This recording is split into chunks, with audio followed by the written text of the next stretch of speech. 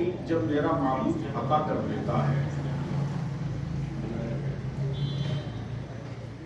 सूरज भी, सितारे भी, हम भी, आप भी, सब, लेकिन तकसीम बंद नहीं किया।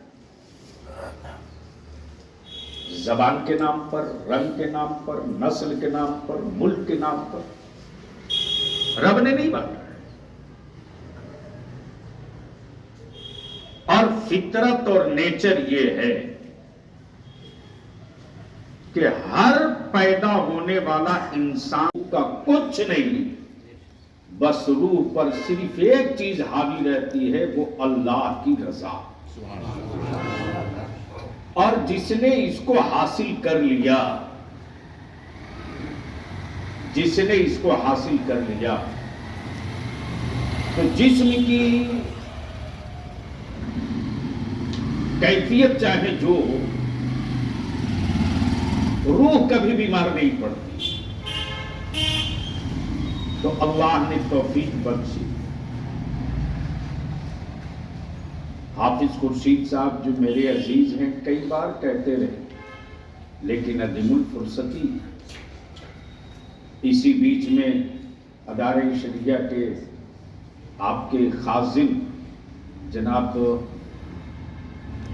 नजमी साहब, जो खुद आपके मोहल्ले के अभी बाशिंदे भी, करते हमें कुछ दिक्कत हो गई है सुल्तानगंज से इनके इधर मुंतकिल हो जाने से। मैं कुछ अर्ज करूं उससे पहले बावाज़े बुलंद दुरूद शरीफ पढ़ लीजिए।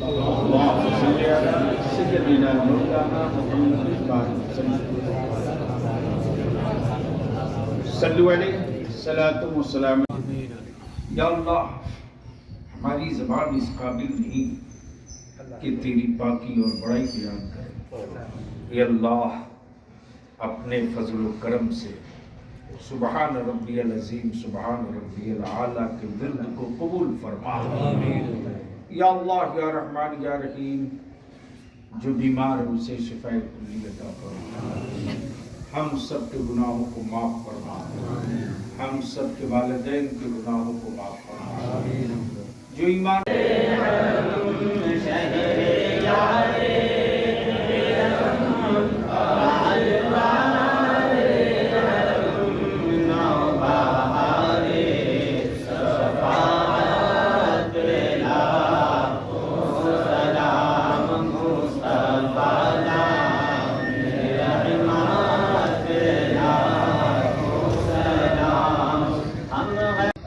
मतलब आप हमको बताइए ना, 116 एमएलए 2010 में कैसे जीत कर आए थे? 40 में 39 एमपी कैसे जीत कर आए थे? टर्न स्लिप होता है, हो गया, अब उसके पीछे पड़े हैं। पड़े नहीं है। अब जिन लोगों को कस के भोरा में वोट दिया मुसलमानों ने, उन्होंने मुसलमानों के लिए क्या किया? क्वेश्चन इस पर आइए ना। क्या मौलाना मजहरुल हक अरबी फारसी यूनिवर्सिटी उन्होंने बनाया? नहीं बनाया। क्या 2420 एकड़ जमीन किशनगंज में एमयू के लिए खरीद कर उन्होंने दिया कि नीतीश कुमार जी ने दिया? आज जो कुछ ऑफिसर दिख रहे हैं, बीडीओ, सीओ, दरोगा, ये नीतीश कुमार की देन है ना, या उनकी देन है जिन्होंने मुसलमानों का वोट बोरा में कस के लिया? इसलिए काम की बुनियाद पर जो काम किया है, इस वक्त पूरे देश में, पूरे मुल्क में जिस अमन के साथ सभी मजहब, सभी तबका, सभी समुदाय के लोग डेवलप कर रहे हैं, उसकी रिपोर्ट मंगाकर पढ़नी चाहिए, समझनी चाहिए ना। तो काम के आधार पर, काम की बुनियाद पर, और जिस बड़े पैमाने पर उन्होंने काम किया, उस काम की बुनियाद पर जो उम्मीद थी, हमको भी उम्मीद थी, हमें भी शिकवा है कि आखिर हिस्सेदारी के लिए आपका वोट दोगे। अब इसको कोई कहे कि, तो इसलिए टर्न स्लिप हो सकता है। जदयू में भी बड़ा फर्क ललन सिंह के बात से नाराज चल रहा है। ऐसा है कि हम खुद ऑल इंडिया जनरल सेक्रेटरी हैं, हम कुछ बोल रहे हैं कि नहीं बोल रहे हैं?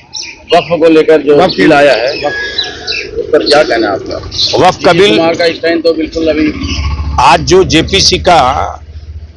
जेपीसी के टाइम में एक्सटेंशन हुआ है, ये किसकी देन है? लोग समझा करें, दुनिया जो चाह रही है कराना वो करने की गलती न करें। सरकार थोड़ा धैर्य रखें ना, थोड़ा लोग सब्र रखें। सरकार से ये मुतालबा हुआ कि आप बिल लाएं यहाँ असेंबली में, पास करके उसको भेजें वहाँ। इस तरीके से और भी बिल आते रहे, उसकी मुखालफत में सरकार ने कदम उठाया है, तो वक्फ बिल के लिए क्यों नहीं उठा रही सरकार? आपको जब इस सिलसिले में नॉलेज होना चाहिए। ये जो लोग डिमांड करना चाहते हैं उनको पहले हाउस के नॉर्म्स और नियम पढ़ना चाहिए। सत्यापन के लिए और उसकी तौसीक के लिए स्टेट असेंबली को आता है। यहां प्रस्ताव नहीं, यहां प्रस्ताव पारित कर सकते हैं, इसके अलावा कुछ नहीं। तो जब वहां में भी तो करना चाहिए ना, जेपीसी और वक्फ कॉन्फ्रेंस। आप हमें बताइए ना, बिहार में कितने कब्रिस्तान वक्फ में रजिस्टर्ड थे? बताएगा कोई? नहीं बता सकते। लेकिन जो 800 कब्रिस्तान की घेराबंदी हुकूमत के खजाने से हुआ है, यह किस बुनियाद पर हुआ है? जहां कब्रें थी उसको कब्रिस्तान नीतीश जी ने डिक्लेयर करके तब घेरवाया है। तो कभी काम भी पढ़ लेना चाहिए और समझ लेना चाहिए। दुनिया जज्बात मिलाकर इस्तेहसाल कर रही है, यह नहीं होने दिया जाएगा। वक्त के एतबार से भारत के संविधान के हिसाब से ही चलेगा। मालूम है कि दुनिया में हवाएं बहुत तरह की चलती हैं, लेकिन अच्छी हवा की जरूरत इंसान को होती है, उसी तरह अच्छे वसूल और कानून की जरूरत मुल्क की आवाम को होती है। ठीक।